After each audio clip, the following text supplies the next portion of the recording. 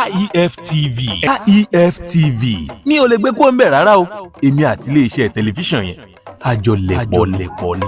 Gbogbo ọ̀rọ̀ yìí lọ náà lè àti ń gbọ́ ẹ̀. A padà sí ọ̀dọ̀ ògbóni wa Àjànàlẹ́gì ní Ẹ̀dùn. Bàbá, gẹ́gẹ́ bí oyè yín àti pàtàkì iná ọdún mélòó ọmọ lè ní kó yúrí káwé igun jáde ní mọ́mọ́rò káyé fún mọ́rò.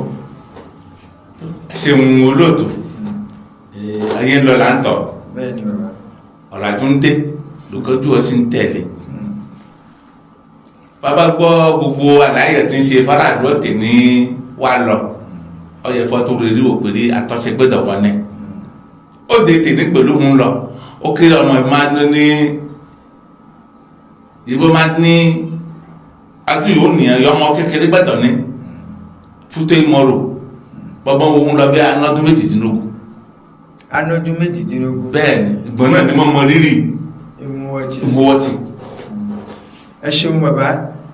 Àfikún yẹ àmọ́ àfikún arígbérí ọmọdé wọn kan wọ̀ yí ilé ìyẹ́ wọ́n sì náà fà níyàn mọ́ ṣe fún àwọn ìyá wọn nínú ọdún náà. Ọdún 18 yẹ sì ti sọ ẹ̀ ó ti di ọmọ lílá ó dé ẹwẹ̀ yìí. Ǹjẹ́ lẹ́bàá tó bá ọdún náà lọ bá fà sẹ́yìn dé kan gẹ́gẹ́ bí ọ̀rọ̀ àgbáyé iná ti sọ pé ayé ń lọ à ń tọ́ lẹ́bàá bá tó fà sẹ́yìn dé kan ètò ìfọ́ ọmọdé wọn náà fún balẹ̀ ṣàǹfààní fún àwọn òbí wọn yóò wọlé. Ǹjẹ́ kọ̀tọ́ ní dáadé kan.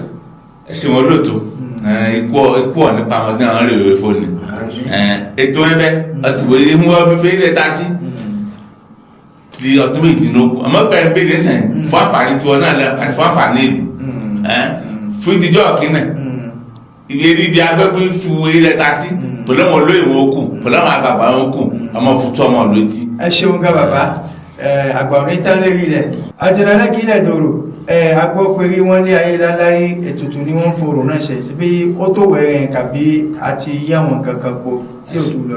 Ẹ ṣe wọn lóòtú ètùtù lé àgbàlagbà ń fu oru ṣe ó sì tó kún ẹnì gẹ́gẹ́ bí àdáyé yìí bàbá wa alága ṣe ń sìn ó tó kún ẹnì yìí kọ̀ sí nípa rẹ̀. Ẹ ṣeun bàbá ó wà ní eré ètùtù náà ó tó èrè rẹ̀ ṣáú. Ẹ ṣeun bàbá. AIF TV. AIF TV mi ò lè gbé kó ń bẹ̀ rárá o. Èmi àti iléeṣẹ́ tẹlifíṣàn yẹn àjọlẹ̀pọ̀ ni.